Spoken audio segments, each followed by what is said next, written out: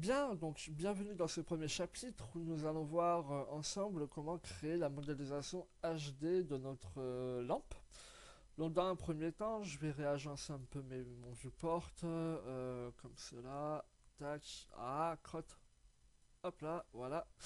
On va ouvrir une image référence. Dans mon cas, je vais ouvrir une image, un rendu 3D que j'ai fait, que je vais utiliser en tant que référence. Voilà, hop, celle-là elle est très bien. Et on va venir modéliser donc toute la lampe avec le parquet. Dans un premier temps, je vais me mettre en vue top. Je vais créer un cube.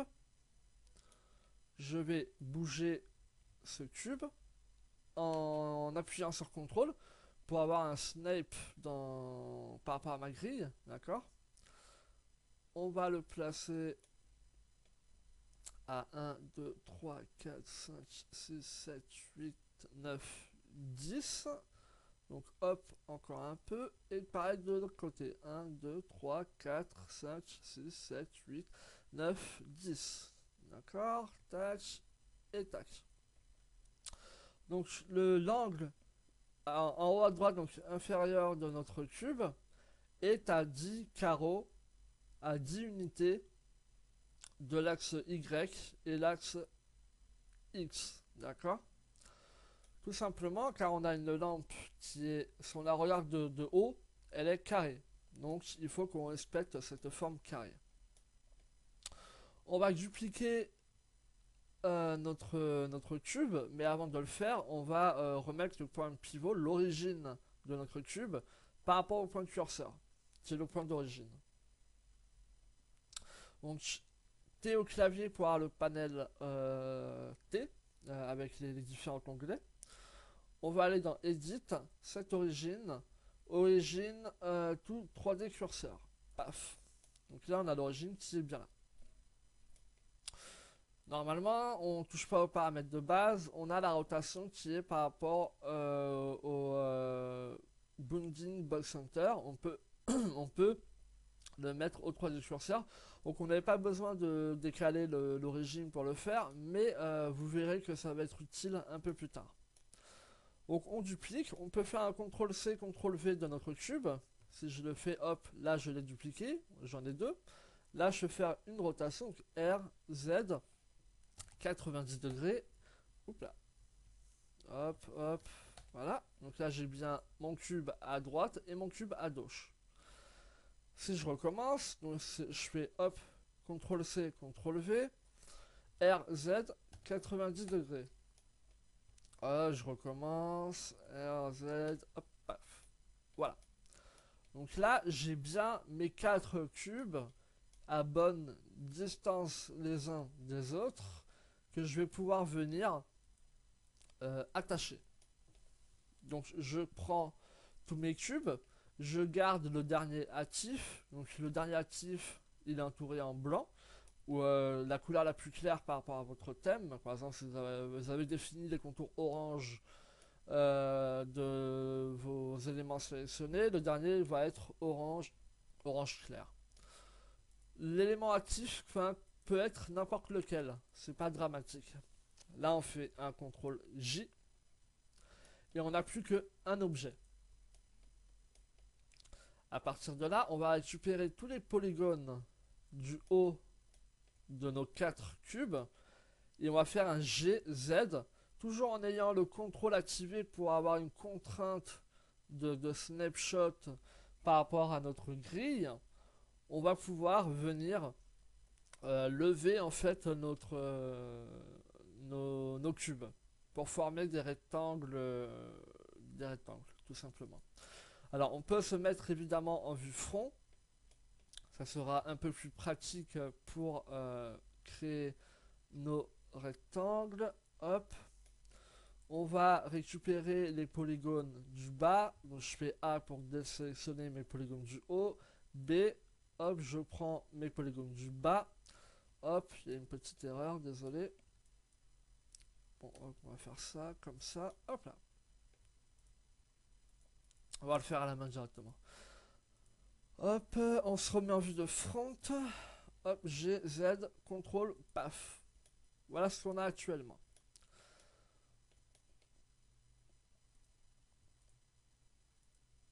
Après, on n'hésite pas à réajuster la hauteur, toujours en ayant CTRL activé par rapport au résultat qu'on veut obtenir. Donc là, sur ma référence, je vois que mes quatre rectangles sont plutôt hauts. Hop, pourquoi pas comme ça, voilà, parfait. Toujours en ayant les polygones du haut sélectionnés, je sélectionne mes polygones du bas. Dans le pivot point, je vais choisir individual origine et quand je fais un scale, ça scale uniquement mes polygones sélectionnés, mais par rapport à leur point d'origine. C'est un paramètre de réduire en fait le radius de nos quatre rectangles.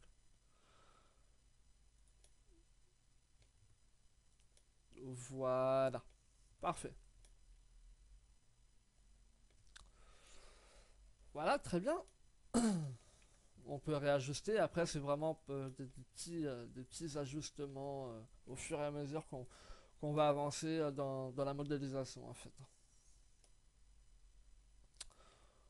On va venir en mode edit choisir un des quatre rectangles, choisir un des polygones, faire un CTRL L tout simplement pour avoir toute la sélection de notre forme.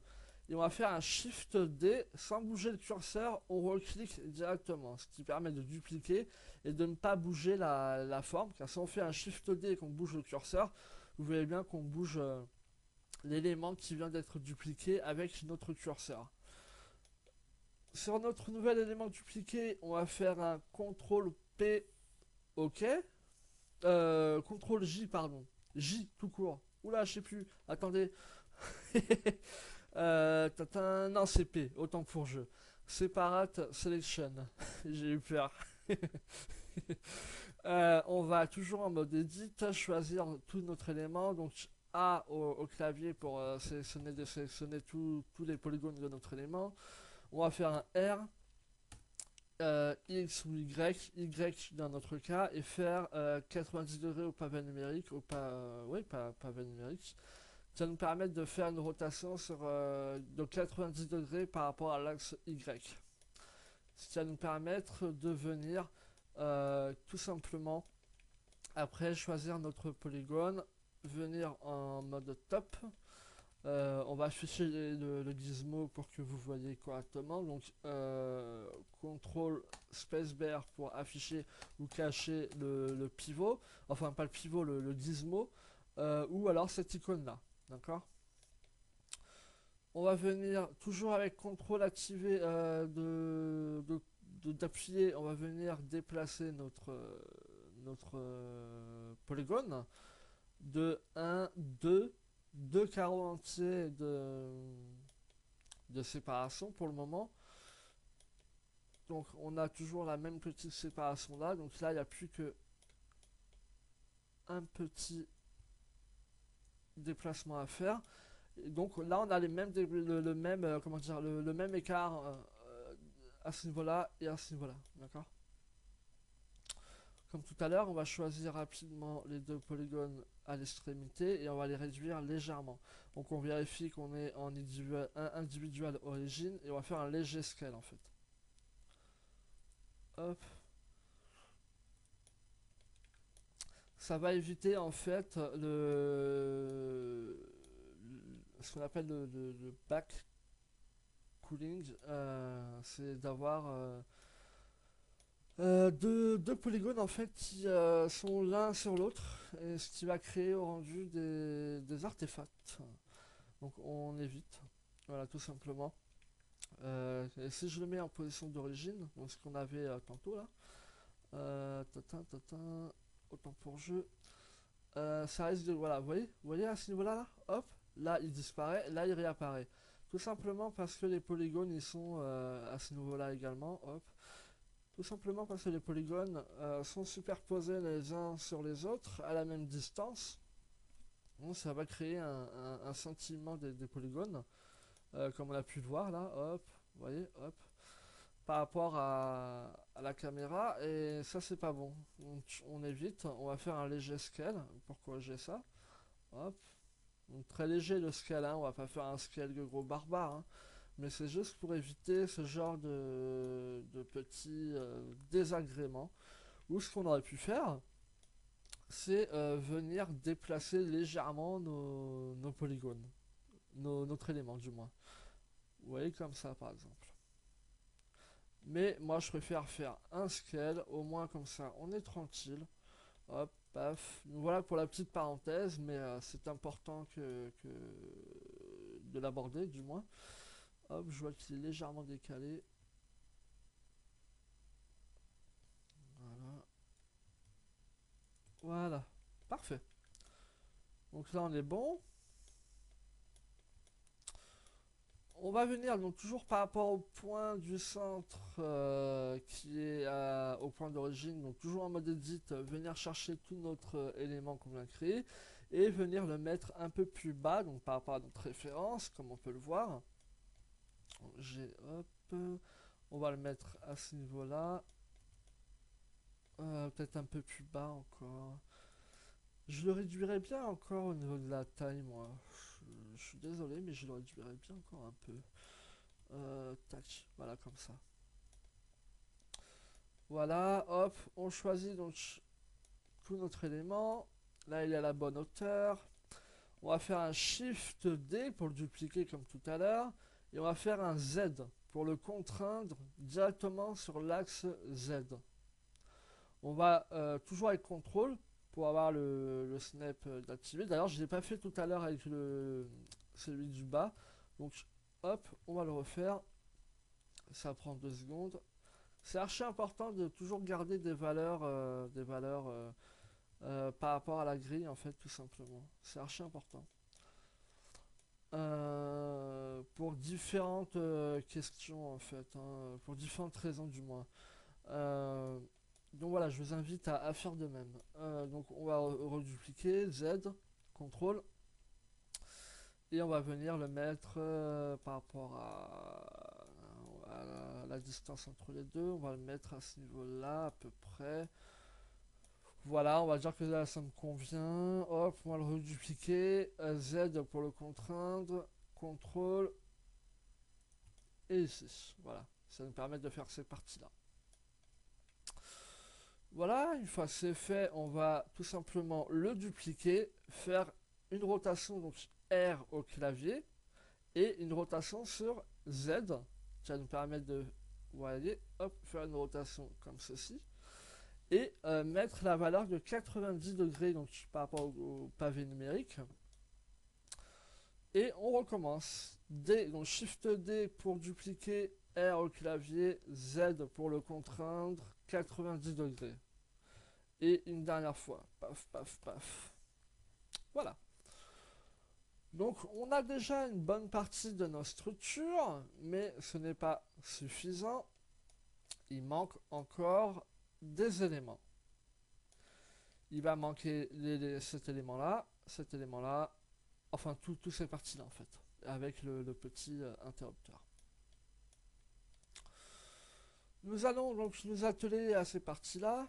Donc tout simplement, on va récupérer en mode edit un des éléments. CTRL L, Shift D, Z, CTRL, on va le bouger. Voilà. P au clavier, Separate Selection. On récupère notre élément nouvellement créé. On va venir tout simplement choisir nos deux extrémités. Hop, paf, paf, paf. Se mettre en vue de top. Hop, on se rapproche. Le point de pivot, on va le remettre au Bounding Box Center. Paf. On va faire un scale par rapport à l'axe Y. CTRL. Et je sais pas si on va voir correctement. Donc c'est pour ça que je vais activer le wire directement. Donc, scale. On avait dit donc Y. CTRL. Et là on voit qu'il bouge bien correctement. Enfin il est scalé correctement, remis à l'échelle par rapport à l'axe qu'on aura défini. Donc on va sans faire de contrôle, réajuster correctement pour que notre élément entre bien correctement dans ce qu'on va appeler les pieds en quelque sorte hein, de notre lampe. Hop, on Z pour l'afficher en mode solide, d'accord. Hop, on Z weir, Z solide, voilà. Donc on le remet correctement sur l'axe des Z, contrainte, donc contrôle, hop, on le remet, on l'ajuste par rapport à notre référence. On vérifie bien que notre point d'origine est toujours sur le point, nos points d'origine, hein, tout simplement. Là, le point d'origine de l'objet, le point d'origine de l'univers. De l'univers de Blender, j'entends. Là, ce n'est pas le cas, donc on va faire un Shift S. Non, même pas. On va faire un set origine, origine tout droit curseur. Et là, on peut faire un Shift D, R, Z, comme on a vu tout à l'heure. D'accord. Donc on le fait 3 fois. Voilà. Notre nouvelle partie donc est créée. Ce qui est très bien. Donc nous allons maintenant nous atteler à la partie du haut, donc qui est en forme de croix. Alors tout simplement, on va récupérer un des éléments qu'on vient de créer. Hop, Shift D, R, Z, 90 degrés. P au clavier. Non, même pas. On va donc récupérer l'autre élément, faire un CTRL L pour tout récupérer, faire un Shift D sur l'axe de Y dans mon cas, toujours avec mon contrôle activé, je viens l'ajuster par rapport à mes éléments. Là, j'ai un élément en trop, donc je vais le retirer. Donc, toujours CTRL L pour tout sélectionner, supprimer, delete face. Voilà. On va récupérer nos deux éléments qu'on vient de créer. On va légèrement le scaler sur l'axe des Z, toujours pour le même problème qu'on a vu tout à l'heure. Et il y a un des éléments, tac, qu'on va baisser légèrement. Toujours pour le même problème que tout à l'heure. D'accord. Et là, hop, on va choisir notre croix en fait, notre deux bâtons qu'on vient de créer. P pour les séparer. Voilà. C'est très bien. On va maintenant créer les panneaux lumineux. Donc on va venir prendre nos bâtons, nos pieds, je sais pas comment on pourra les appeler. On va choisir deux faces à intérieur en fait. On va faire Shift S et on va faire curseur to selected. Ça nous permet de mettre le curseur au milieu de notre sélection. Ça nous permet par la suite, si on va en vue de right dans mon cas, si je crée un plan, de le mettre directement par rapport à mon curseur. Si je fais un RX, ratester Y, que je fais un scale, mon plan en fait va directement être placé correctement par rapport à comment dire, mon élément en fait. D'accord. Hop, hop, hop, je viens le placer correctement. C'est pas grave, là c'est pas calé au millimètre près. Tant qu'il est à l'intérieur, c'est bon. Là on voit que la phase, donc le polygone est inversé. On va faire ce qu'on va prendre tout l'élément.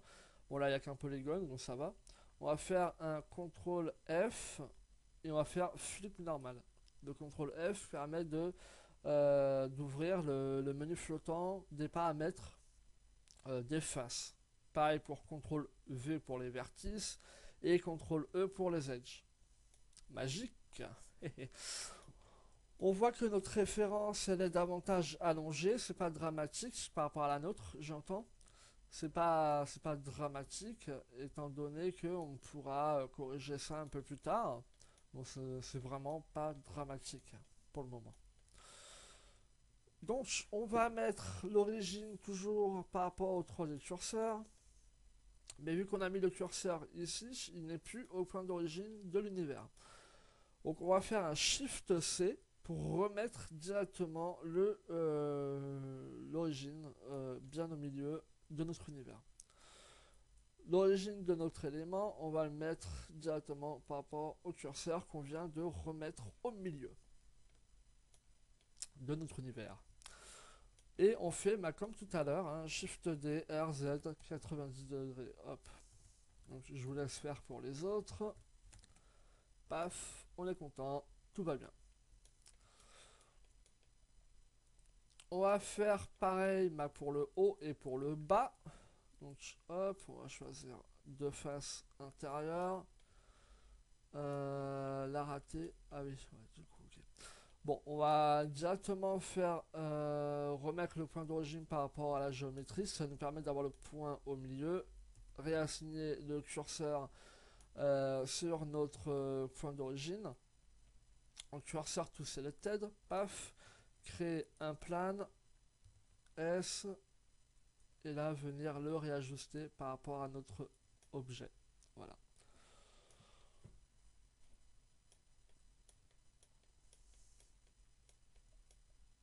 Alors le bas, on peut venir le cacher en fait, tout simplement avec les mêmes éléments du haut. Donc ce qu'on va faire, c'est qu'on va faire, hop, je vais cacher ce panel là qui me gêne un peu. Je vais également cacher le gizmo qui commence à me gonfler. Je vais venir chercher mes éléments du haut. Je vais faire un Shift D, paf, donc pour le dupliquer. Z pour le contraindre, comme on a vu tout à l'heure. R. Là, je peux choisir un axe entre X et Y, c'est pas dramatique, le résultat va être strictement le même. Et je fais 180 degrés. Et je viens le réajuster correctement par rapport à mon élément. Paf. Voilà, donc là notre lampe commence à avoir une tronche de lampe japonaise, ce qui est le but recherché. Nous allons maintenant faire la dernière partie en bois qui va être la partie intérieure de notre lampe. Sur l'espèce de panneau en papier, je sais pas c'est quelle matière. J'en ai une à côté de moi de lampe similaire, mais je ne sais pas c'est quoi comme matière. Bref, on s'encarre un peu le fion, quoi, j'ai envie de dire. Donc, on va reprendre un des plans, peu importe lequel, du coup. On va réassigner donc le point d'origine par rapport à l'origine de la géométrie. Le curseur, idem. Curseur to selected. On va aller en vue de right. On va afficher donc en mode wire. Donc Z au clavier. Remarquez un peu l'accent anglais que je fais quand même. Hein. on va venir créer un cube. Et on va venir s'amuser un peu en le scalant sur la hauteur. Là, c'est vraiment inutile d'être archi précis, quoi. On peut vraiment y aller dans l'art, quoi, et laisser un peu la créativité prendre place, j'ai envie de dire. Donc si je vais en vue de top, on va... Voilà, il faut pas que ce soit trop gros, épais du moins, ces parties-là. Voilà, donc là, j'ai bien cette partie qui est bien là et qui ressort bien à l'intérieur. Voilà. On va venir...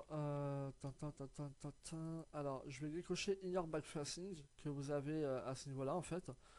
Tout simplement pour quand je vais prendre un polygone, des points ou quoi, donc avec B au clavier pour sélectionner, ou alors C au clavier pour avoir le rond que je peux ajuster au niveau de la taille avec ma molette de la souris.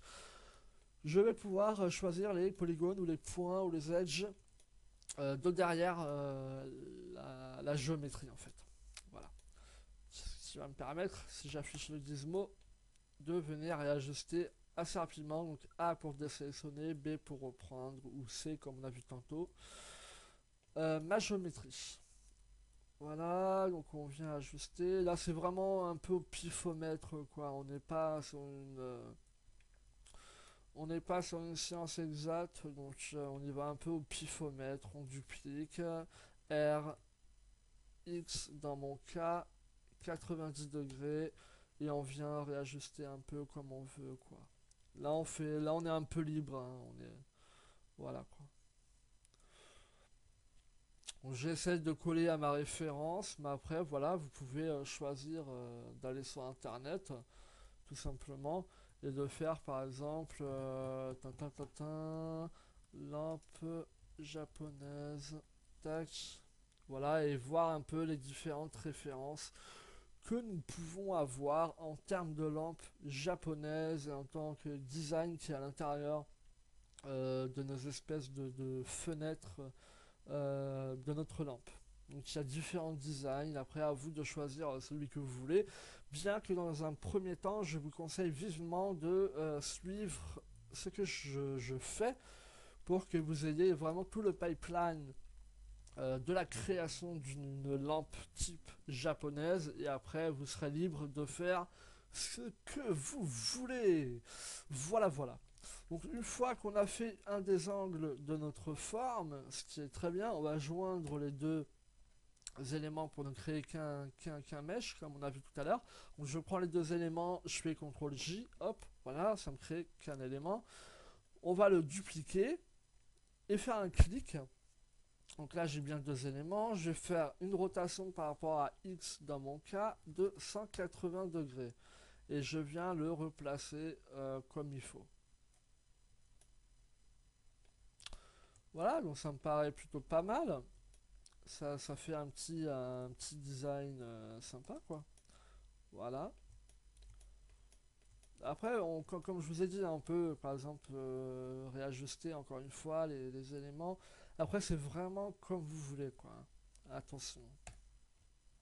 On va les joindre. Moi, je vais réajuster encore un peu. Oula.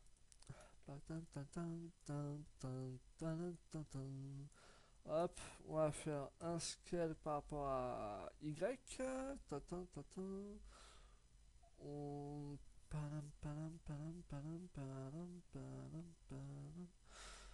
Voilà, hop, B, on va choisir cela. Scale par rapport à Z. Hop là, 0. Voilà. Donc je vais m'arrêter là pour cette partie-là. Donc on va remettre le point d'origine de curseur au milieu. On va aller donc dans le panel, cette origine, tout 3D curseur. On voit qu'il y a un raccourci, mais moi je préfère directement aller là pour être sûr de ne pas me gourer. Shift D, R, rotation Z. Shift D, R, rotation donc Z. Et encore une fois. Donc ça va nous permettre d'avoir notre lampe complète. Bon, elle est loin d'être finie, vous verrez, elle est loin d'être finie. Ce n'est pas encore fini, car on aura... là, ce qu'on est en train de faire, c'est la lampe en HD. Et là, elle n'est pas du tout en HD. Donc elle n'est pas encore finie. Mais déjà, on fait la base et on viendra détailler un peu plus notre lampe après. Donc, dans un second calque, on va faire notre parquet. Donc le parquet est relativement simple à faire. On va tout simplement créer un cube. On va faire GZ1. On va éditer ce cube en mode phase, donc en mode polygone. Hop. Donc je fais le point en fait du pavé numérique pour zoomer sur la partie qui est sélectionnée. D'accord. Shift F pour être en vue FPS, bon, ça n'a rien à voir. On n'est pas dans un jeu vidéo.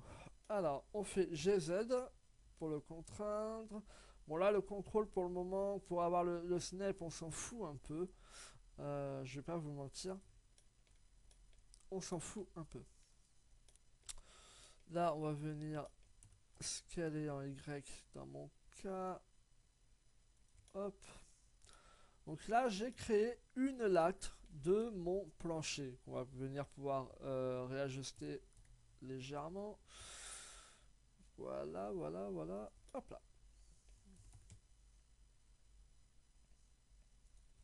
Parfait. Sur ma latte, je vais la dupliquer, Shift D et Shift Z pour la contraindre à ne pas aller sur l'axe Z. D'accord? Donc si je vais en vue de top, ce sera beaucoup plus simple. Donc, G, hop, et on vient placer en fait notre latte. Donc c'est pas bien grave qu'il y ait un écart, un léger écart entre, bien au contraire. Donc on a notre latte et on vient en fait s'amuser à créer un pattern au niveau de notre plancher en fait. Hop. Voilà. Donc toujours avec les contraintes d'orientation, donc X et Y quand on est en vue de top. Je peux tout simplement venir placer correctement mon plancher par rapport à ce que je veux. Voilà, comme ça par exemple. On va pouvoir le dupliquer encore une fois. D, Y, on le bouge. Voilà. C'est pas grave s'il y a un petit écart légèrement ou plus grand que les autres. C'est pas dramatique. Là, on va faire un Shift D, X, et on va venir tout simplement le dupliquer, le réajuster. Alors le parquet il est un peu différent de la lampe car on va un peu plus tard baquer en fait uniquement la lampe et l'interrupteur. On va pas baquer le parquet il va être tel quel et on va pas le baquer. Il est inutile de baquer un plancher, ça va être une perte de temps en fait. Vous verrez pourquoi un peu plus tard. Mais voilà.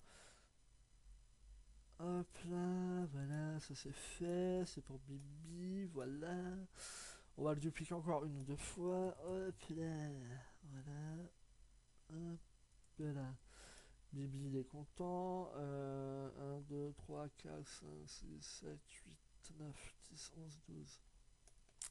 1, 2, 3, 4, 5, 6, 7, 8, 9, 10, 11, 12. Allez, on va le dupliquer encore une fois. Hop là, voilà, ça c'est fait. Hop là, tonton Corentin il est content. On prend tout, on va légèrement le scaler. Voilà. Donc on est bien en linear backfacing. Donc l'icône qui est là, comme je vous ai dit tout à l'heure. On va faire B pour choisir les polygones à l'extrémité. S, Y dans mon cas, on va venir légèrement. On va, enfin tout du moins, venir les réaligner en fait. Là, on a notre plancher qui est fait, d'accord? Donc si on le met sur le calque numéro 1, on va pouvoir venir du moins le replacer. Donc on veut faire Alt G. Avant cela, on va réassigner le point, l'origine directement par la géométrie et faire un Alt G pour corriger la transformation, pour remettre les transformations à zéro. On va faire un scale pour avoir quelque chose d'assez sympathique au niveau du plancher. Faire un scale en longueur pour avoir quelque chose qui ressemble à notre référence. Voilà, il est bien au milieu. On peut faire un scale Z pour donner davantage d'épaisseur à notre plancher. On vient le réajuster par rapport à notre modèle iPolish. Voilà, donc là notre plancher il est fait. Mais il n'est pas terminé, mais on va le mettre en attente pour le moment. Alors il n'est pas terminé tout simplement car il y a sur notre référence différentes imperfections de hauteur, différences d'écart, différences de taille, etc., etc. Pour donner un style plus réaliste en fait à notre plancher. Car là il est beaucoup trop carré, il est beaucoup trop, très carré, trop carré. Donc on viendra un peu déstructurer notre parquet légèrement plus tard. Faudra pas l'oublier d'ailleurs. Donc ce que je vais faire, c'est que je vais me créer un panneau texte. Alors je sais pas si vous le faites vous, mais moi je le fais en fait. J'ai mon texte et j'écris ce qu'il y a à faire pour ne pas oublier en fait. Ne pas oublier de déstructurer ce parquet. Wesh. Allez, ça c'est fait. Donc là, on ne pourra pas l'oublier. Donc ça c'est fait. On va venir chercher une autre référence où on voit en mieux notre interrupteur. Donc là, on va créer donc, une géométrie pour créer l'interrupteur et on va créer le fil en curve. D'accord? Donc là, on va faire directement le modèle high polish. On va pas faire la base, on va faire directement le modèle high poly. Puis après, on réenchaînera avec le modèle high poly de notre lampe. Donc on va rajouter un peu de détails. On va adoucir les hard edge que nous avons, etc. Alors juste un truc, je vais me mettre en Blender Render. On verra un peu mieux. Ouais, non, on voit pas mieux en fait. Ok, je me remets en cycle. Donc on va adoucir un peu les edges, etc. quoi. Et on va bien évidemment déstructurer le parquet. Wesh. Ok. Donc, nous allons créer notre interrupteur.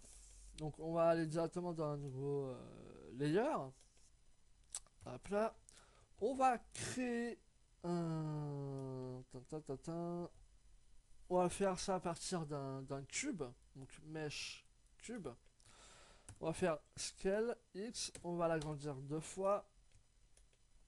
Donc là, c'est assez bateau hein, comme forme. Hein. Après, voilà, n'hésitez pas à faire l'interrupteur que vous voulez en fait, hein, peu importe. Mais encore une fois, dans le premier temps, respectez un peu mon travail, bande d'idiots. Non, je déconne. Respectez un peu le design que je vous impose en fait. Tout simplement, comme ça, voilà, encore une fois, vous aurez le pipeline pour après créer vos propres interrupteurs, propres lampes, etc. Donc, hop, on va faire un reset isform. Alors, j'ai toujours pas trouvé comment faire un reset des valeurs, des valeurs de transformation. Donc, si quelqu'un sait comment faire un reset d'un coup, je suis preneur. Donc on va venir détailler un peu notre lampe, donc en interrupteur du moins, donc en mode edit, donc on va choisir, hop là, nos edges qui font le tour, on va faire un bevel, donc CTRL B, on va, hop, donner davantage de subdivision en fait, voilà. On va venir créer un edge loop, donc CTRL R au milieu de notre interrupteur. On va venir scaler le polygone du haut et le polygone du bas. Paf. En vue de top, on vérifie. Donc on le fait à la main, inutile d'être archi précis. C'est pas dramatique, hein. Il n'y aura pas mort d'homme, hein, je vous rassure. Voilà, voilà. Hop là. Sur le haut, donc on va décocher Your Facing, donc clic comme là, je vous rappelle, pour créer donc un insert. Donc I au clavier quand on choisit un polygone, ce qui me permet de créer un insert en fait. On va faire un extrude négatif qu'on va légèrement scaler, donc toujours en vue de top, pour avoir des valeurs plus ou moins égales sur les côtés. Égaux, égal. Voilà, voilà quoi. Hop. On va venir détailler notre élément. Donc avant, je me remets en mode objet. Donc là, je refais un realisatrice form. Hop, hop, hop. Ce qu'on va pouvoir faire, on va pouvoir venir faire un léger bevel avec une subdiv. Donc avec la molette, en ayant le bevel en fait, avec la molette, je peux rajouter de la subdiv. D'accord. Hop, on va faire donc un léger scale. Ça nous permet d'avoir un peu de relief au niveau de l'interrupteur. Voilà, voilà.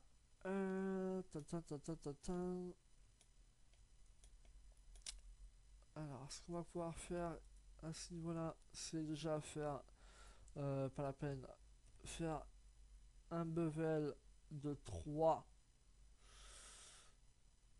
Hop, là, voilà. Donc là, si je rajoute une subdivision de surface, dans les paramètres du modifieur, on va mettre view 2, on va décocher cette case, ce qui va nous permettre en fait de travailler notre forme low poly quand on est en mode edit, et quand on sort du mode edit, d'avoir directement notre forme high poly.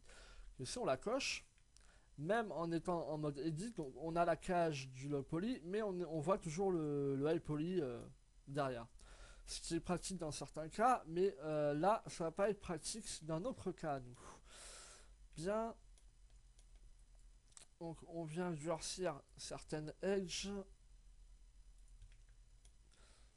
Alors, là, en fait, pour nettoyer ce genre de choses, ce qu'on peut faire, c'est un insert et faire un Alt M, Accenter, ça va permettre de merger tous les points au milieu. Avant de faire ça, on va en fait créer une bordure. Donc, on va refaire un insert. Voilà. De polygones, une bordure de polygone et faire un insert. Et là, faire Alt M, Accenter. Ce qui va corriger le problème qu'on a vu tout à l'heure. Alors ça c'est la manière rapide et un peu crade pour corriger ce problème là. Pour que ça soit vraiment propre, ce qu'il aurait fallu c'est rejoindre chaque polygone correctement et créer en fait une grille plus propre. D'ailleurs je sais pas si on peut faire, si on fait un Shift F, pardon, CTRL F et si je fais un grid file, non, ça va pas le faire. Bon bref, donc ma manière elle est un peu crade, certes, mais elle est rapide. Voilà. Bon, ça permet d'optimiser un peu votre workflow et d'aller un peu plus vite. Voilà, voilà. Après, n'hésitez pas à faire un maillage bien propre. Bien que là, c'est vraiment pas grave, quoi. Vu qu'on n'est pas sur de l'organique. Donc, s'il est un peu crade, notre maillage, c'est pas bien grave, bien que c'est à déconseiller, quoi. Voilà, voilà. Donc, on va faire pareil. Hop, tac. Voilà, on vérifie que tout aille bien en sortant du mode edit. Là, on est content. En tout cas, moi, je suis très content. Je sais pas pour vous, mais moi, je suis très content. Voilà, c'est parfait. On va créer nos deux cylindres qui va accueillir notre fil électrique. Donc, on va se mettre en mode edit. On va choisir cet edge là. Shift S, cursor to selected. On va créer donc. Hop, hop, hop, hop, hop, hop, il est où? Le cylindre, oula. On va faire 6 au clavier. Autant pour jeu, F6 au clavier par le panel flottant des paramètres du cylindre. Voilà, on peut le retrouver dans le menu T, Add cylindre, et on a les paramètres du cylindre. En subdiv, on va mettre 22, pas la peine d'en mettre davantage. Et on va venir directement le travailler. Voilà, donc on le scale. On fait une rotation. Allez, maintenant on va aller un peu plus vite dans notre tutoriel. Vu que j'ai été exprès lentement au départ pour que vous découvriez ou redécouvriez ma manière de travailler. Ceci étant acquis, je vais pouvoir commencer à aller un peu plus vite et arrêter de tout détailler dans mes démarches. Ça nous permet de gagner du temps. Hop, tac. Donc là, par exemple, voilà, j'efface le polygone qui est à l'intérieur. Donc vous le voyez bien. Donc voilà, je vais éviter maintenant de vous dire, hop, je retire le polygone derrière, caché, patati patata. Sinon, on va pas pouvoir avancer comme il faut. Voilà, donc je vais essayer d'aller pas trop vite non plus. Attention, hein. Voilà, c'est pas le but non plus d'aller trop vite. Donc on va faire un insert. Hop là. Alors attendez. Hop.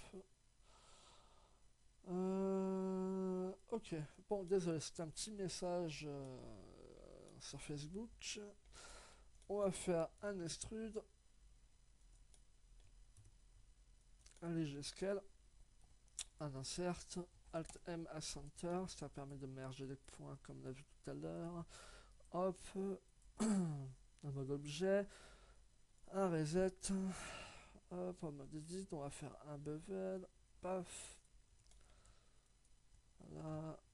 Comme ceci. On va rajouter une subdiv. 2. On va décocher cela. On va faire une petite subdiv à ce niveau-là. Voilà, ça me paraît bien. Vu que là, le point il est au milieu, on va faire un Shift D, R, raté Y, dans mon cas, 90 degrés. Oula, non, c'était 180 degrés. Pour le mettre de l'autre côté. Ou alors, on aurait pu faire un miroir. Voilà. Voilà. On va réassigner les origines. Pardon, les origines. Origine plus géométrie. Voilà. On va voir, vérifier le point de pivot qu'il est bien en individual origine. On fait un léger scale. Voilà. C'est parfait. On pourra retoucher le scale de nos cylindres quand on viendra placer notre curve pour faire notre ligne électrique, notre fil électrique du moins. Donc on a encore une dernière partie à faire pour l'interrupteur, c'est l'interrupteur même. Donc on va en vue de top, on va venir créer un plane, ça aurait pu marcher avec un cube, mais là on va faire un plane.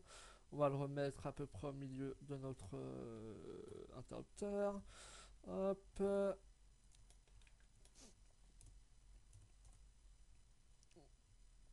On va venir le remettre à la bonne taille.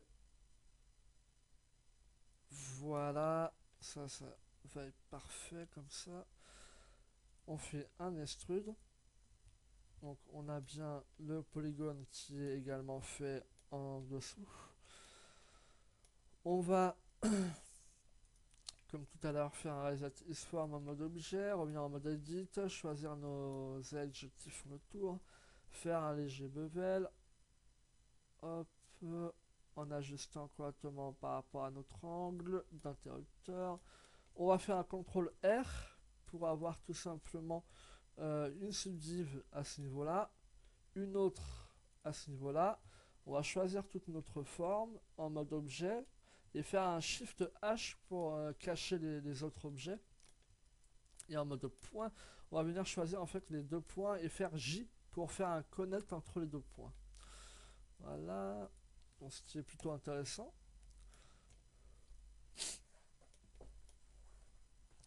Voilà, voilà, ça on va pouvoir venir le baisser légèrement. Et ça, hop, donc je prends le premier point, je fais CTRL, je clique sur le deuxième point.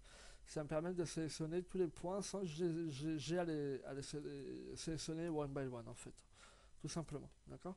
Donc ce qui permet de gagner énormément de temps. Hop, ça je le lève légèrement.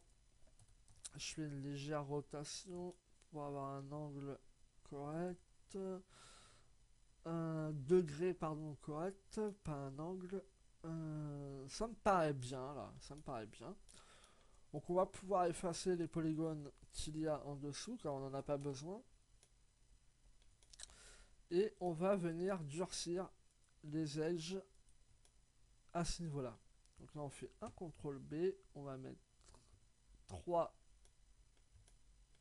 edge loop pour avoir quelque chose de relativement soft au niveau des edges. Hop, une subdivision. Donc rappelez-vous qu'on peut corriger le problème qu'on a assez facilement.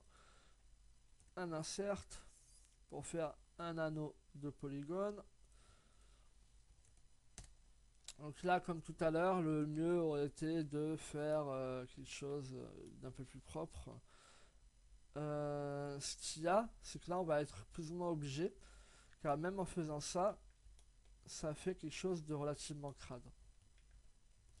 Donc là, on va être légèrement obligé en fait de se taper à la main et de corriger cela. Hop là. Donc on va garder par contre l'insert. Hop, on va décocher ça. On va garder l'insert, qui va être intéressant. On va supprimer les polygones. Et là, on va venir se taper à la main ce qu'on a voulu faire assez rapidement, mais là, on va devoir le faire à la main. Donc, on prend les deux edges opposés et on fait F au clavier pour créer une face, hein, tout simplement. Voilà, F. Ce qui va nous permettre d'avoir quelque chose de relativement propre. Même là, hein, c'est relativement rapide, mais c'est vrai que dans le temps réel, on a l'habitude d'aller relativement vite, hein. Et là, voilà, ça nous permet d'avoir quelque chose de relativement propre. D'accord? Ok. Voilà, hop là, tac, tac, tac, tac, tac. Voilà. F, F. Est-ce que je peux le mettre directement? Non, ok. Paf, paf. F. Ok. Hop, on va prendre ça. Donc, les polygones qu'on vient de créer. CTRL plus. Space. Et on va faire un relax.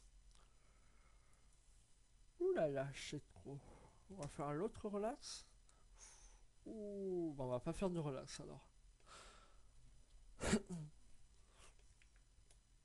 Non, ça ira, ça ira. On va mettre un shade smooth qu'on retrouve là, un shading smooth en fait, hein, tout simplement. Bon, ça ira très bien pour l'interrupteur. Inutile de se casser les os à faire quelque chose de propre, archi propre. Du moins pour le tutoriel. Par défaut, professionnel pour une créa perso ou pro, j'aurais fait quelque chose de plus propre. Mais là, voilà, pour le tuto, là, ça ira très bien. Shading Smooth qui va permettre de smoother les polygones. Voilà. Tonton, il est content. Donc ça, notre interrupteur, il est fait. D'accord? Donc là, on va choisir tous les éléments. On va choisir en actif l'élément principal et on va faire un CTRL P pour avoir un parent. Hop là. D'accord? On va venir l'ajouter donc à notre layer numéro 1. Donc Shift 1, layer numéro 1 pour avoir les deux layers affichés. Mais on a bien les trois layers indépendamment les uns des autres. On va faire un scale. On va le remettre à la taille qu'il faut en fait, hein, tout simplement. Deuxième abonnement. Je prends la salle, c'est mauvais. Allez, on arrête les bêtises, on se reconcentre, on a encore un peu de boulot avant de clôturer ce premier chapitre qui est relativement long, je vous l'accorde, mais qui est important. Alors, hop, on va venir le placer, bah là où on veut le placer, en fait, on va peut-être retoucher la grille, du moins agrandir la grille, donc N au clavier pour avoir le panel de droite, dans Display, donc grille floor. Donc on peut choisir le nombre de lignes et le nombre de subdivisions en fait, hein, et le scale. Voilà. Donc le scale on va le mettre à on va le mettre à 5, off 2,5 et le ligne on va le mettre à 30. Voilà, ça me paraît correct. On va cacher les panneaux.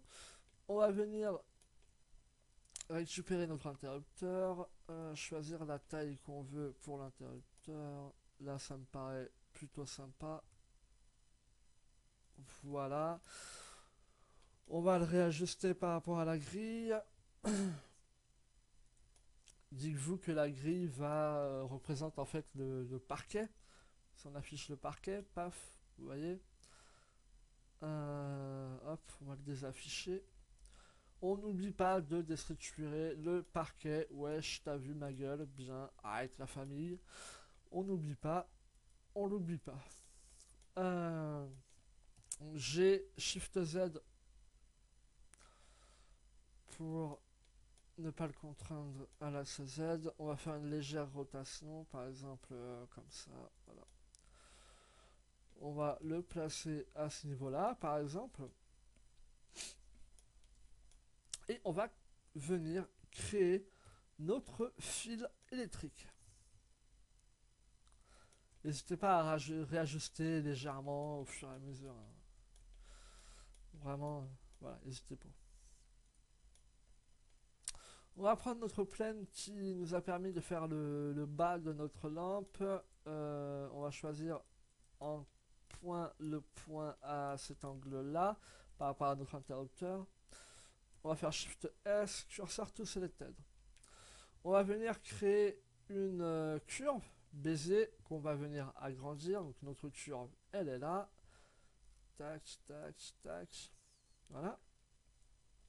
En mode edit, on va prendre le point, on va faire Shift S, on va faire sélection tout curseur.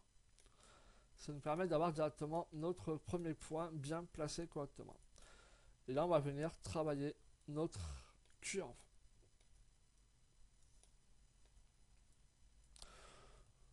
Pour créer un fil électrique assez sympa avec de jolies curves, d'accord, de jolies courbes. Ce qu'on peut faire déjà, c'est faire un premier extrude, donc toujours E au clavier, comme une géométrie normale, hein, tout simplement. Venir choisir cet élément-là, zoomer donc point, hop. Donc on refait exactement comme on a fait tout à l'heure pour le premier point. Ça nous permet d'avoir le point d'arrivée et le point de départ de notre curve. Ce qu'il y a entre, ben on va pouvoir commencer à s'amuser un peu à créer les formes qu'on veut, quoi. On va subdiviser, donc on prend les deux points, W au clavier, subdivide. Et on va venir bouger un peu, je sais pas moi, comme ça. Voilà, si je fais ça.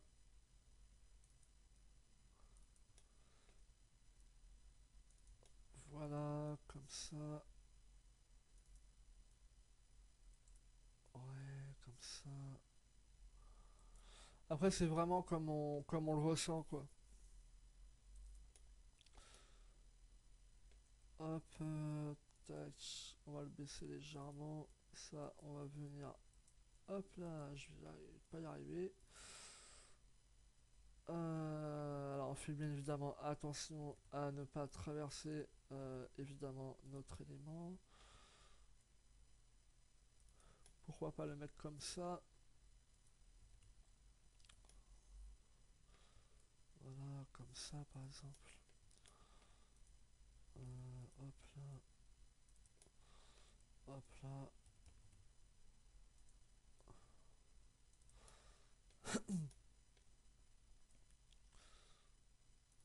Voilà, là ça commence à me plaire. On peut subdiviser légèrement. Tac. On crée un nouveau point, tout simplement pour détailler le départ de notre curve. Tatin, hop là. Voilà. Là, ça me paraît pas mal, d'accord? Ça me paraît. Après, voilà, après vous venez ajuster un peu comme vous voulez, quoi.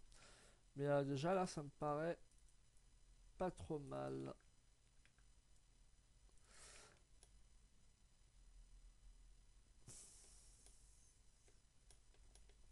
Voilà, c'est très bien. Donc, on va venir dupliquer, donc extruder, pardon, autant pour jeu, notre curve pour la faire ressortir légèrement de l'autre côté, en fait, tout simplement.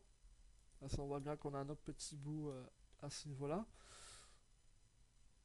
Sinon, ça ferait pas réaliste.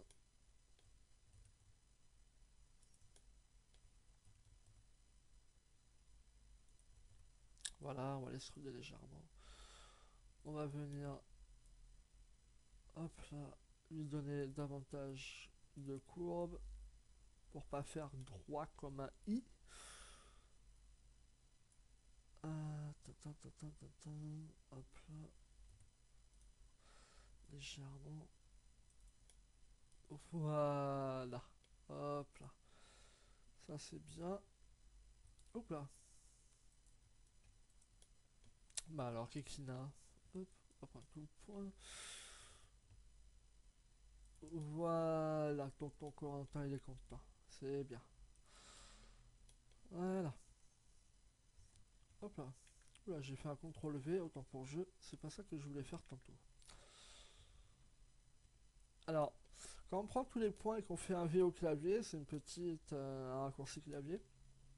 Quand on travaille les curves, c'est on a différents styles de. Alors, angle type, c'est les angles, c'est ce qu'on voit là en fait, tout simplement. Et c'est avec le type de curve qu'on va avoir.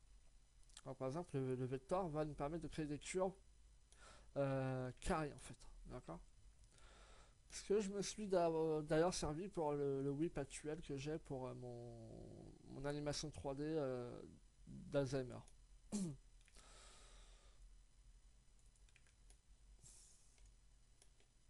Alors je suis désolé, durant le tuto, je vais réajuster la curve de temps à autre. Je suis assez tatilleux par rapport aux détails, ce genre de détails là quoi.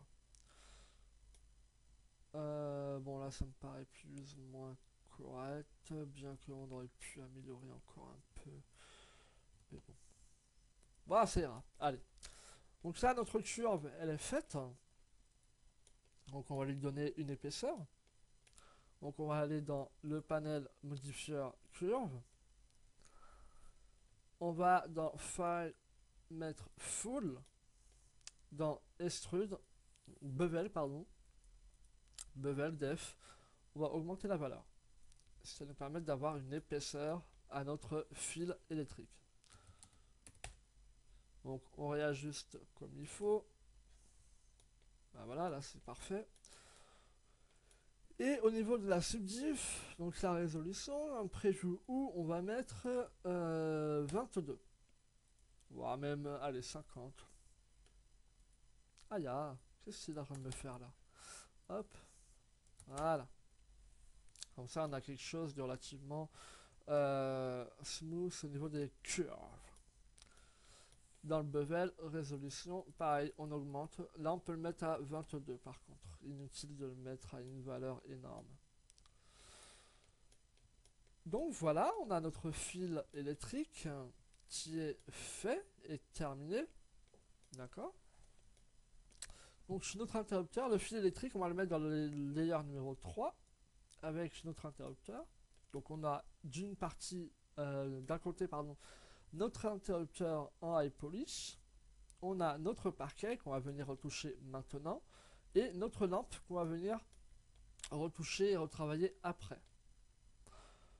Donc, notre fameux parquet où il faut ne pas oublier de le déstructurer. Wesh, la famille. Alors, on va venir chercher notre première référence où on voyait davantage les détails du parquet. Alors, on va venir en mode edit, en mode polygone, venir déstructurer tout simplement le parquet. Donc on s'amuse à le déstructurer.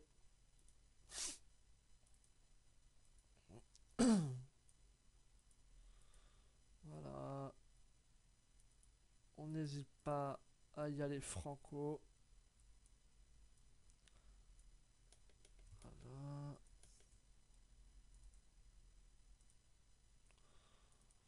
Voilà. Voilà. Donc la première partie est faite. Je devrais plus comme ça moi du coup. Voilà, voilà. Donc ça, je le calque pas forcément par rapport à ce que j'ai fait avant. Après voilà, vous modifiez vraiment comme vous le sentez quoi. Hop, le tout est vraiment de déstructurer un peu le parquet qui normalement est un peu trop linéaire. Il est complètement linéaire hein, d'ailleurs. Si on étudie bien les patterns de parquet, même les différents types de parquet, c'est relativement linéaire. On va pouvoir venir le mettre là. Hop là. Hop. Voilà. Ce qui va être rigolo après, ça va être de déplier le parquet. Ça, c'est une petite phase, elle est sympa. Vous le verrez. Assez prochainement d'ailleurs. Voilà, voilà. Tac, on va mettre ça comme ça. Voilà. Donc là, on a déstructuré nos bordures de parquet. On va pouvoir venir réajuster légèrement notre déstructuration pour faire quelque chose de plus potable. Voilà, donc là, on est content. Donc on va maintenant le déstructurer en hauteur. Alors tout simplement, on peut directement déstructurer la hauteur du parquet en question. Donc le monter, le descendre, etc. Voilà.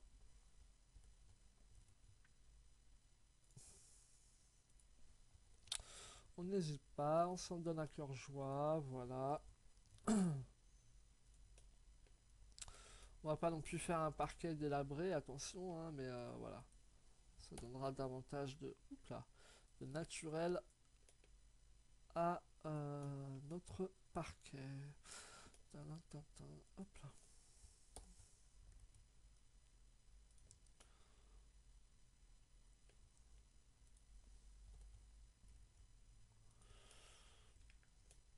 Là, ça me paraît sympa. Si je fais un petit rendu cycle pour vérifier, ça me paraît sympa, sans pour autant être à fond dans la déstructuration. Donc, Shift Z pour avoir une prévise, enfin, pour activer le rendu cycle en temps réel. On va venir pouvoir s'en récupérer notre référence détaillée encore un peu en déstructurant les bouts en hauteur. Voilà.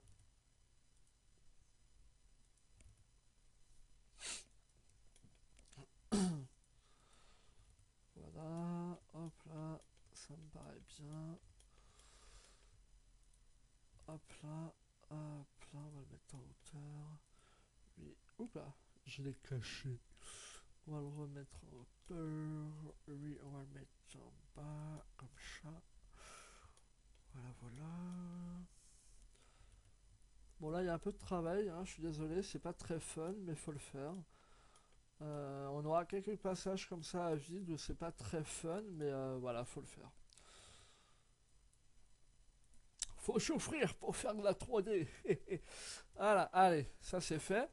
Donc on a notre parquet qui est déstructuré, si on fait une prévise, si on active du moins notre moteur préféré, donc qui est Cycle, on peut voir que notre parquet est bien déstructuré comme il faut. Ah si, on lui a quand même mis un bon coup dans la tronche au parquet. Un peu plus de ce que j'avais fait euh, sur ma référence. Mais bon, c'est pas très grave, ça reste dans le style un peu, pas cartoon, mais un peu, voilà quoi, ça fait pas réaliste non plus quoi, je veux dire. Alors, ce qu'il y a maintenant, c'est que vu qu'on vient de déstructurer notre parquet, donc ça on va pouvoir l'effacer, paf, on va pouvoir hop, baisser sa taille au niveau du viewport. Vu qu'on a déstructuré notre parquet, il y a certains éléments qui ne vont pas, comme par exemple cette partie-là du parquet ne va pas tout simplement parce que elle empiètre sur le pied de notre lampe. Donc il va falloir venir réajuster légèrement nos parquets là où on l'a modifié pour que ça recolle correctement sur euh, sur les pieds en fait de notre lampe et également de notre interrupteur. D'accord. Donc ne pas oublier après avoir déstructuré le parquet à fond de venir un peu corriger certaines parties de notre parquet pour coller au pied de notre lampe. Voilà, là par exemple, voilà, ça c'est un cas typique, c'est que là on l'a trop déstructuré en hauteur, là où il y a l'interrupteur. Hop, voilà, donc on vient le corriger. Voilà, pour la peine, on va déstructurer cette partie-là. Voilà. On va pas trop la déstructurer non plus. Voilà.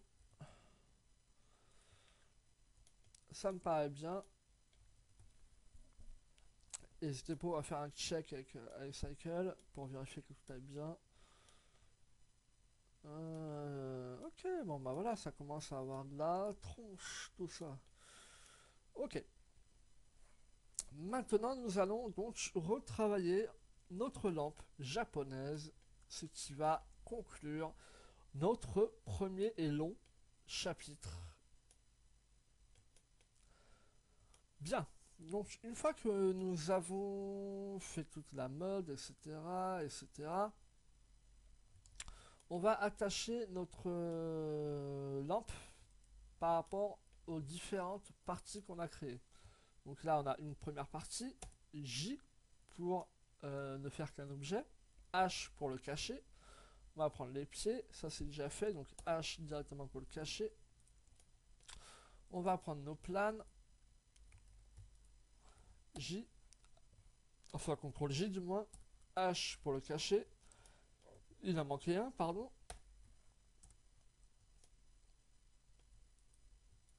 Voilà, donc ça fait partie du contour du haut. CTRL J, H. CTRL J, H. Et ça, hop, CTRL J. Hop, il faut qu'il y ait un élément actif pour le CTRL J marche. On va remettre donc Shift C le curseur au point d'origine de l'univers. On va prendre tous nos éléments. Cette origine, on va les mettre par rapport au 3D curseur. Donc là, chaque pivot, donc chaque origine, ce qu'on appelle origine dans Blender et pivot dans 3D Studio Max, va être par rapport au curseur. Donc au point 0,0,0,0000000 de notre univers. On va maintenant détailler notre modélisation qu'on a fait tantôt. Alors les planes ne vont pas être détaillées, il n'y en a pas besoin. On va dupliquer, on va détailler dans un premier temps nos pieds. Donc on prend nos pieds, on fait Shift H. On va faire un Reset Isform.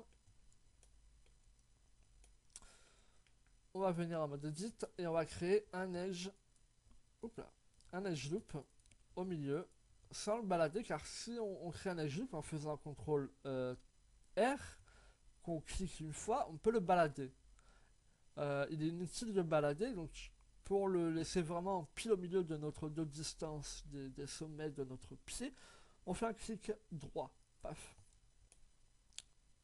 Et là, ça le met au milieu automatiquement. D'accord. Hop. Et molette de la souris pour ajouter de la subdiv, exactement comme le bevel. D'accord. On va choisir nos éléments. Hop. Autant pour jeu. Tintin. On va cacher le pivot car il commence à me faire chier. On va faire Shift CTRL B, pardon, pour faire un bevel. Shift, en appuyant sur Shift et en gardant le bevel, ça nous permet d'y aller plus doucement en fait. D'accord. On va le mettre comme cela. On va faire 5 subdiv, 5 segments, pardon. On va venir faire rajouter, pardon, un edge loop à ce niveau-là. Voilà. Voilà, paf. Alors on aurait pu très bien, c'est d'ailleurs ce qu'on va faire tantôt, prendre qu'un pied, travailler qu'un pied, et redupliquer et replacer correctement nos éléments. Hein. On aurait pu très bien le faire. Disons que la première étape, quand on a modélisé la lampe, c'était de placer nos volumes. D'accord. On va faire un Shift B, on enlève les différents segments qu'on a créés, Shift en même temps pour y aller tranquillou, et là, paf, on valide. Et là, on peut rajouter une subdivision, tac, et hop, 2, et un shading smooth. Alors, par rapport au résultat qu'on veut obtenir, on peut très bien retoucher nos éléments. Donc, si on récupère nos edges à ce niveau-là, on peut très bien se dire que cette partie-là est trop smooth en fait, elle n'est pas assez hard. On va tout simplement lever nos edges pour avoir quelque chose d'un peu plus hard, tout en gardant un côté smooth, bien évidemment. D'accord. C'est le but de la manœuvre. Hop. On va pouvoir faire pareil à ce niveau-là.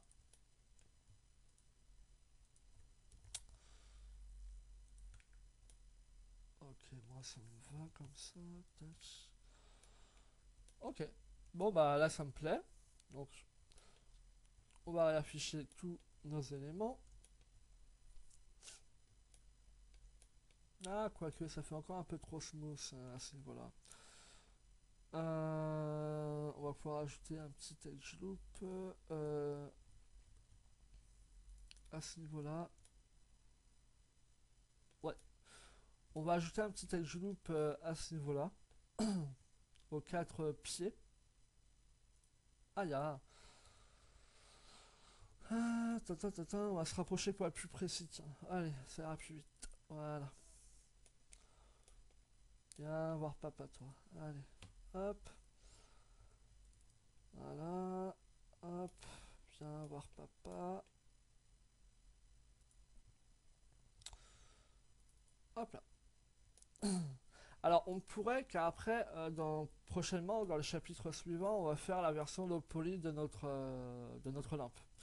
Donc, on aurait pu, là c'est un peu trop tard, mais on aurait pu tout à fait dupliquer déjà notre base mesh pour récupérer le côté low poly. D'accord. Sauf que je ne l'ai pas fait, tout simplement parce que je veux vraiment qu'on voie tout le pipeline pour créer ce genre d'asset.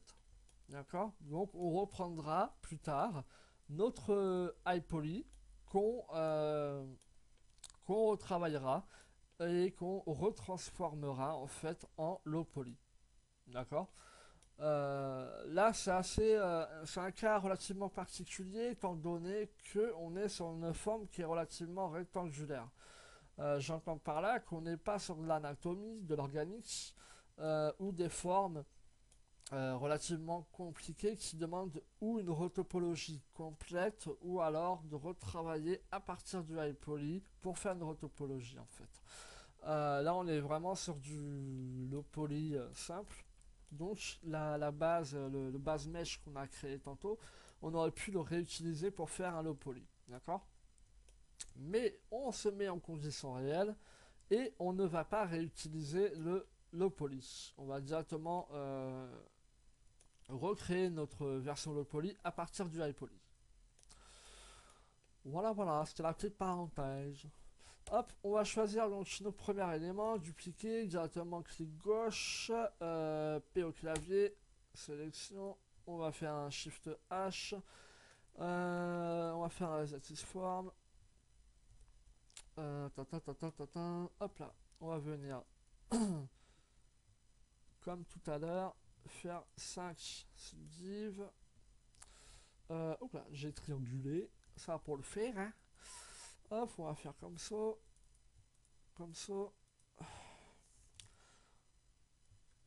exactement comme on a fait tantôt avec les pieds en fait, hein, tout simplement. Voilà, hop là, on va les mettre assez proches. Si je rajoute une subdiv, 2 smooth, ok, bon, bah on est bien là. Donc on va pouvoir déjà dégager cette partie-là. Hop là, toute cette partie-là, là, on va pouvoir la dégager. On va mettre son origine par rapport au 3D curseur, Shift D, RZ. Je me rends compte juste que j'ai... Ah non, c'est bon, c'est bon. Shift D, RZ, Shift D, RZ. Oula. Qu'est-ce qu'il m'a fait là? Voilà. Hop, hop, hop. CTRL J. Si on fait un CTRL J sur les modèles High Polish, si on va en mode Edit, on garde toujours le côté... on garde toujours le modifier actif en fait, hein, qu'on peut désactiver et réactiver. Donc c'est plutôt intéressant car si on fait ça avec 3D Studio Max par exemple, malheureusement ça écrase la pile de modifiers. Hop, on va choisir ça, on va faire un Shift DZ, on va venir le placer plus ou moins correctement. On n'est pas au poil de cul près, quoique. Shift DZ. Voilà, ça c'est très très bien. Donc on a les pieds, on a cette partie-là qui est fait en high poly, donc on voit déjà la différence des hard edge entre les hard edge et les edges retravaillés. Ce qui va être également intéressant, on pourra sortir une cavity map en fait, une vertex paint map pour créer, enfin vous verrez, ça c'est plus tard, ça c'est plus tard, mais ce qui va nous permettre de gagner en détail durant notre mapping. Voilà, voilà. On va choisir cette partie-là. Voilà. Hop, P pour la séparer. Donc on refait exactement pareil, hein. C'est vraiment répétitif, mais c'est important. Voilà, voilà. Alors, hop, hop là on est bon. Attends, je crois l'avoir décalé légèrement. Voilà, voilà, CTRL B, on enlève la subdiv. Pourquoi on va le réajuster par rapport à Y. Le tout, c'est former le même écart entre les différentes edge loops qu'on a créés en fait, hein. D'accord. Subdivision, smooth, on est bon, on le duplique, RZ, 90 degrés, on choisit, on le duplique, Z, on vient le placer correctement. Alors, on a oublié de faire un petit truc, autant pour jeu. J'ai oublié de baisser légèrement pour ne pas avoir le problème des polygones qui se chevauchent, comme on a vu tout à l'heure. Voilà, hop là. Donc pareil, on n'est pas au poil de cul près, on peut y aller tranquille, quoi. Voilà. On enlève la version low poly. Donc pardon, on a bien la version high poly. Voilà. Il nous manque cette partie-là. Ok, qu'on va faire maintenant.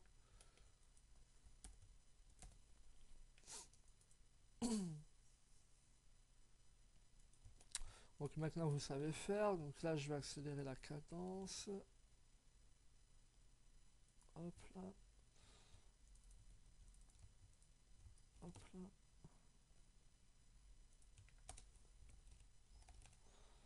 Voilà. Smooth. Hop, hop, hop.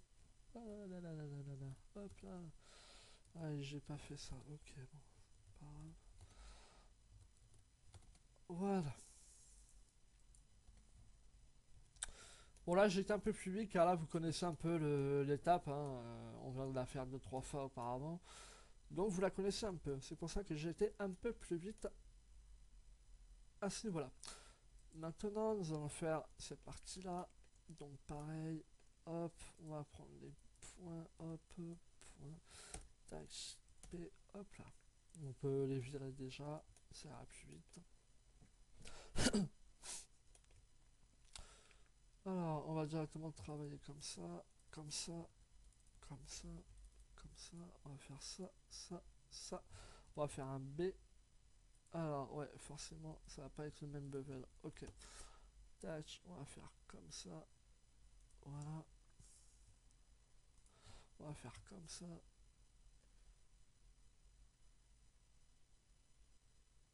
Voilà. On va faire comme ça. On va faire ça. On va faire ça. Et on va faire ça. Voilà. Hop là, raté.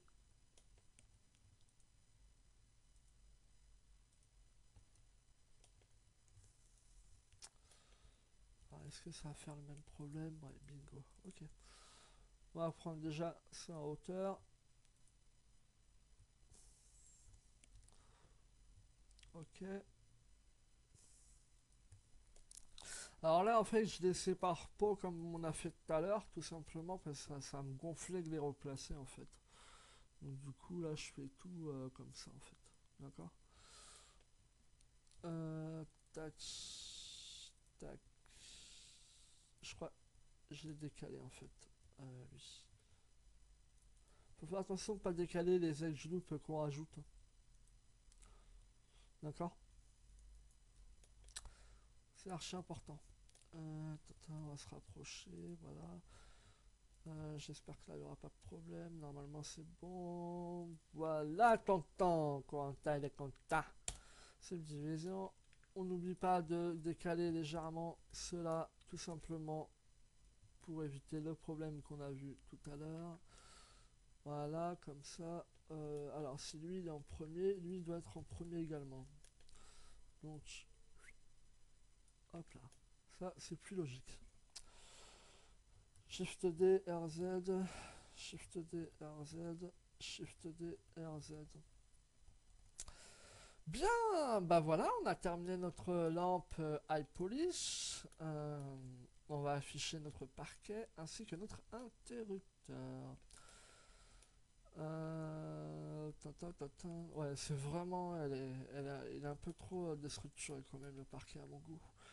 Ce qu'on va faire, c'est qu'on va juste l'atténuer très légèrement. Je suis désolé, mais vraiment très légèrement quoi. Un poil de fion près quoi. Tout simplement, je suis assez détailleux. Détailleux, ça se dit détailleux?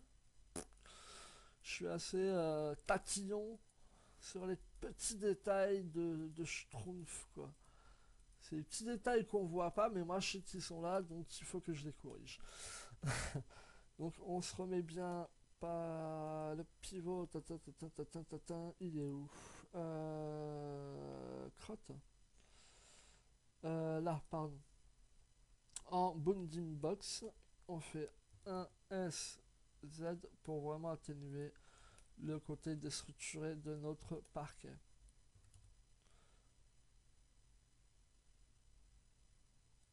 Voilà. Alors c'est très léger encore une fois, mais voilà, moi là il me plaît, là je suis content. Voilà, voilà.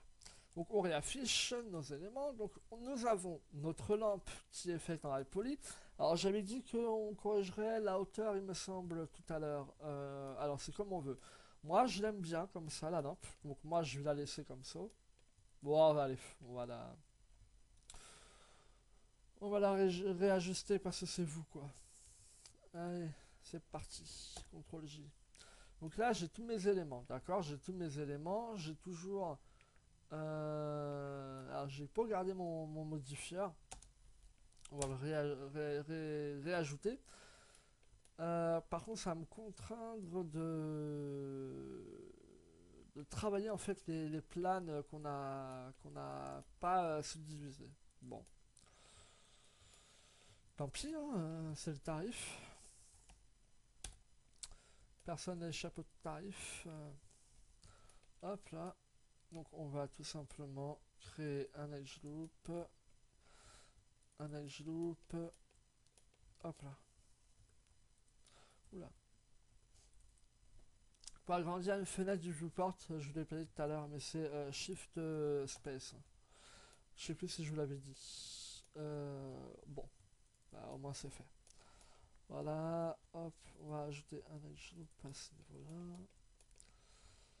On aurait pu très bien prendre le polygone et faire un subdivide directement, quoi.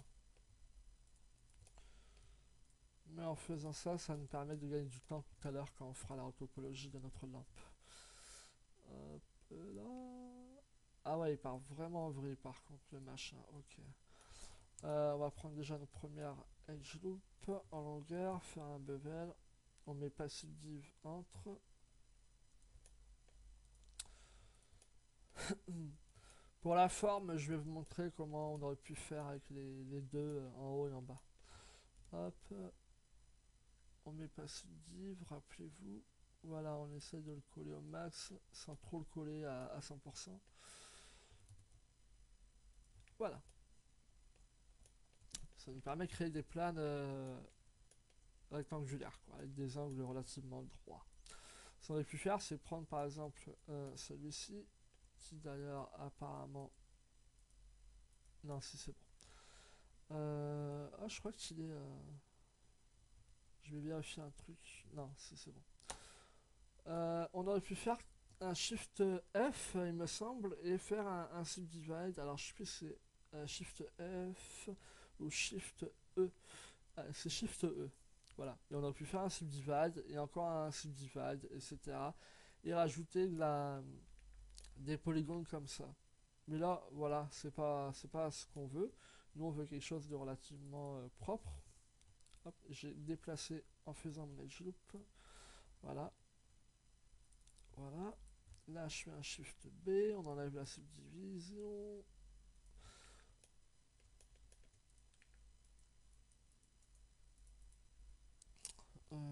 Tintin. Voilà.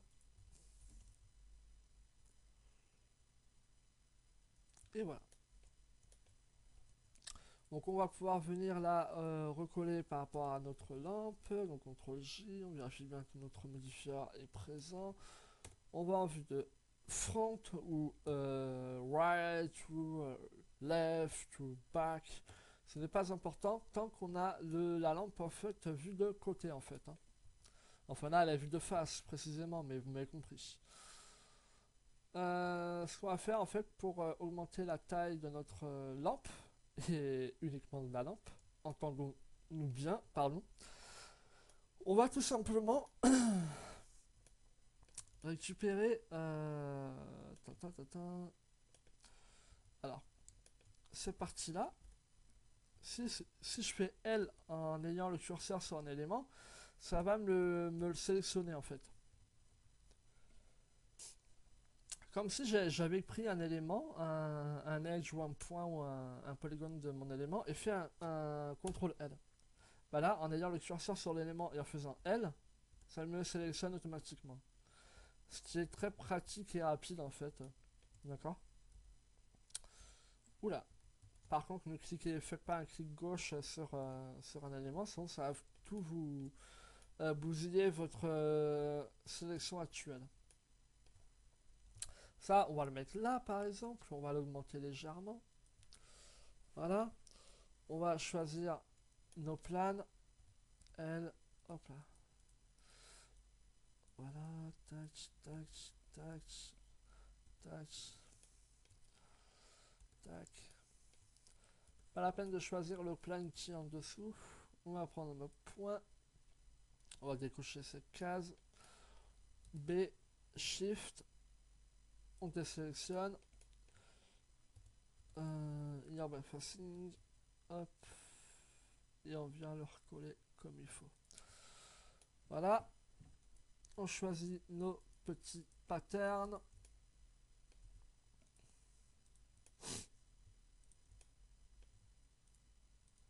Shift L. Et on vient les placer correctement. Voilà. On vérifie avec ça, c'est bon.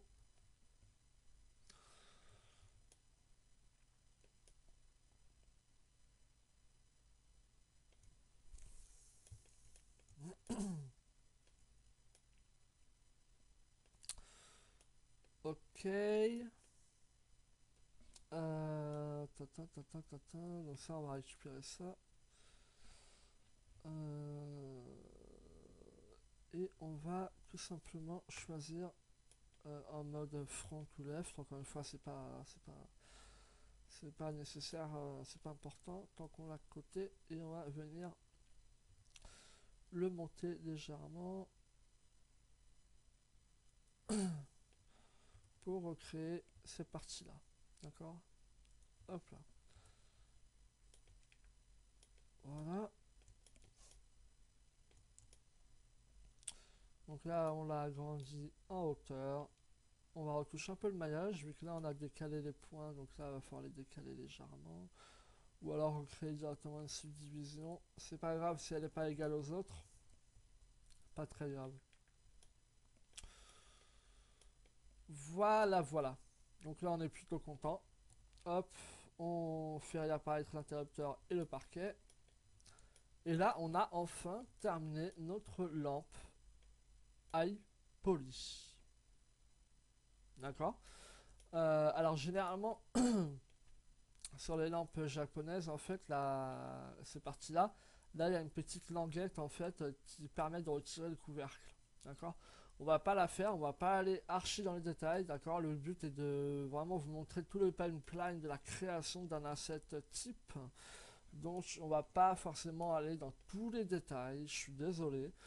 Euh, mais bon, là c'est déjà pas mal. Si on arrive à... Et on va y arriver d'ailleurs, mais si on termine avec un résultat similaire, ce sera déjà quelque chose de très bien et vous aurez acquis énormément de connaissances pour la création d'assets 3D pour des jeux type cartoon, mobile, etc. qu'on développe avec Unity. Voilà. Donc, c'est sur ces belles paroles que je vais tout simplement vous laisser. Alors, juste avant, je vais corriger légèrement la curve. Je suis désolé, je suis très chiant par rapport à ça. Je suis désolé. Mais voilà, c'est mon côté Menogoth. Voilà. Hop là, tout simplement. Voilà. Voilà, là je suis content. Là je vais pouvoir arrêter la vidéo. Ben voilà, écoutez, on a fait une bonne partie déjà. On a fait une bonne partie. Ouais, je redimensionne légèrement le parquet. Voilà, c'est fait. Donc on a fait déjà une bonne partie, une bonne base. La vidéo, enfin ce chapitre a duré relativement longtemps. Si je terminais mes mots, ce serait bien. Il a duré relativement longtemps, je suis désolé, mais il fallait qu'on voie vraiment en détail certaines choses. Ça a pris du temps.